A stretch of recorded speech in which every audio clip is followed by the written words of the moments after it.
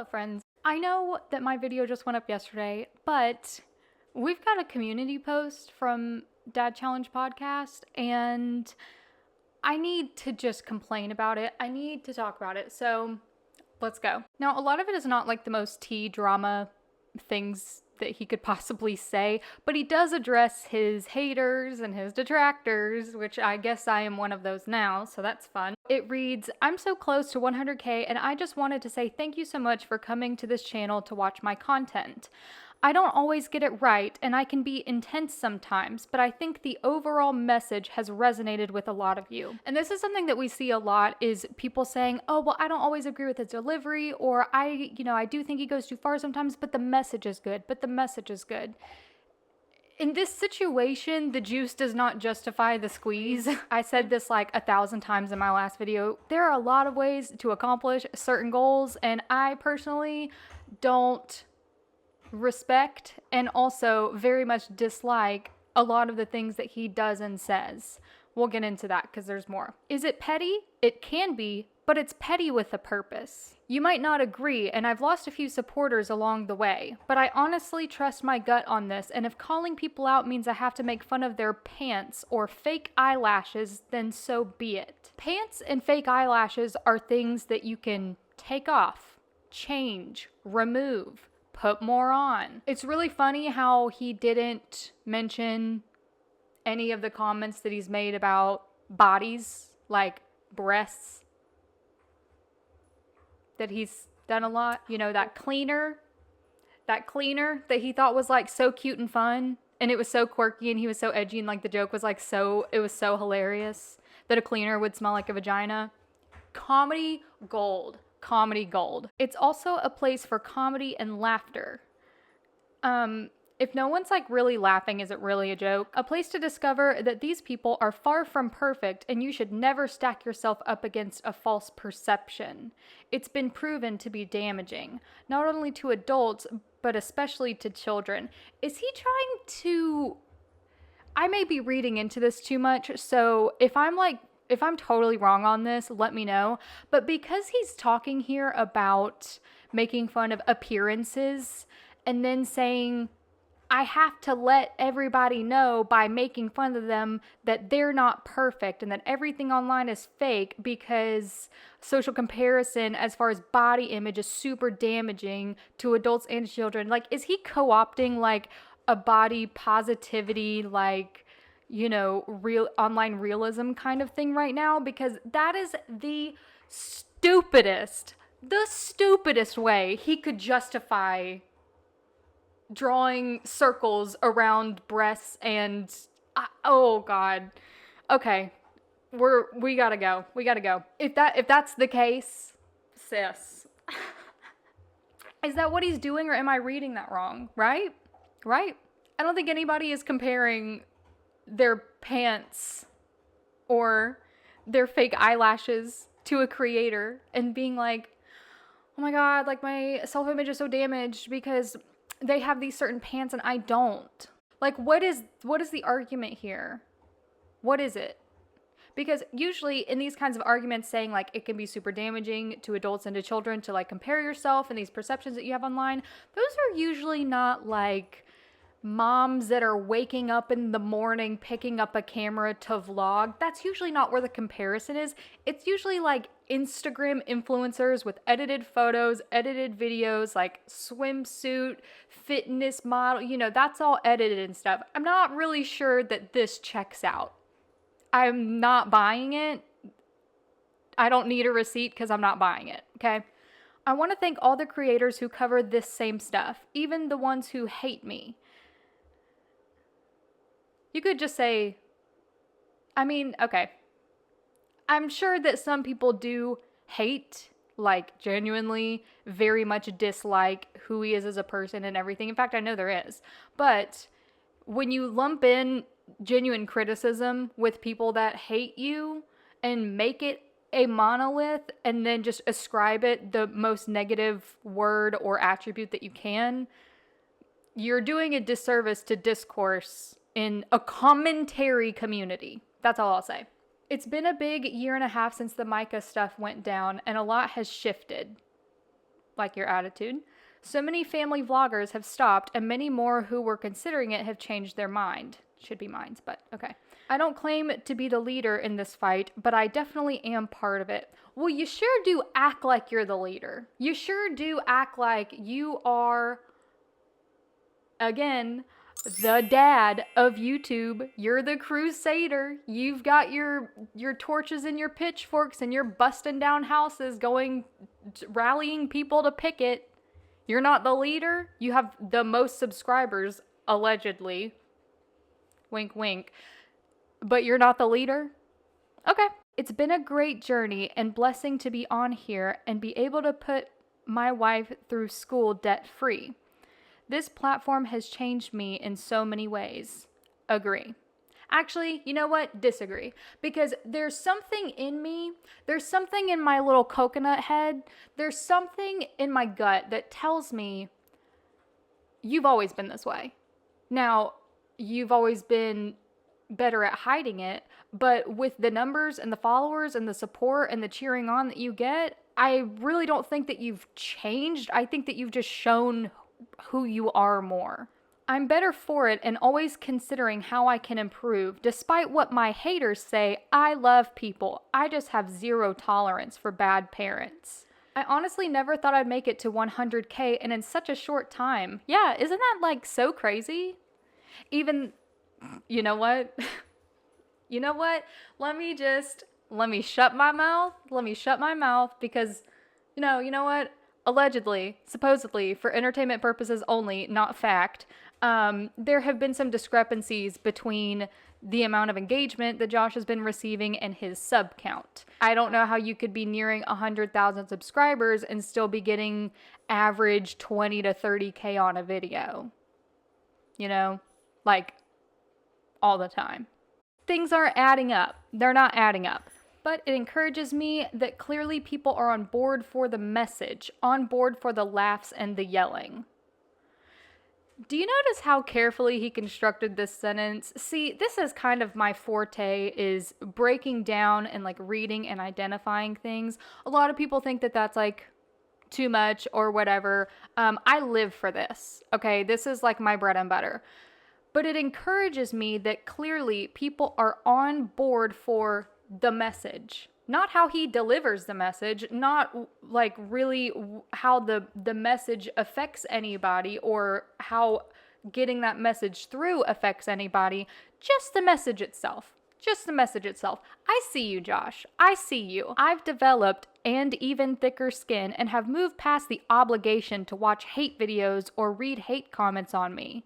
That took a bit, but it's super freeing. Josh, Josh, you can't say this and then dox APOC. Hello. You can't get on here and say that you've risen above and you've let the criticism go. Let me tell you one thing about me. I'm a nosy bitch. I am, surely, if there's one thing in this world, I'm a nosy bitch. If somebody leaves a hate comment about me or if somebody made a video critiquing me, I would 1,000% watch it. 1,000%. As long as you're a mature person and you're secure in yourself and you're not too arrogant to realize that when you've done or said something wrong, I don't think anybody should have a problem watching those kinds of videos or reading those kinds of comments. Now, if it's something like pee pee poo poo, like you're ugly or whatever, like who cares? I'm not saying that you have to take that to heart and like really be introspective about it. But dude, you're gonna say this right now and you just doxed APOC though? Because I bet you thought that a lot of people didn't see it, but trust me, we saw. I've also learned so much about the dangers of social media. Did you learn about those dangers by doxing multiple people? Is that what you mean, Josh? Because I think that there were probably a few steps you could have taken before that to learn the dangers instead of just like putting people and children in harm's way, showing their houses on Google Maps, doxing their full name. Like, I just think that, you know, we went 0 to 1,000 real quick and it was pointless. 9 years ago, Child's Name was born, and my wife and I sang the song This Is Love from Cinderella and put that video online for our family to watch. We did the same for Child's Name. Those videos are super special and are still watched by family. They are private for them. And if you asked me back then if that was a problem, I would have scoffed. Now I see. And so many more have seen as well.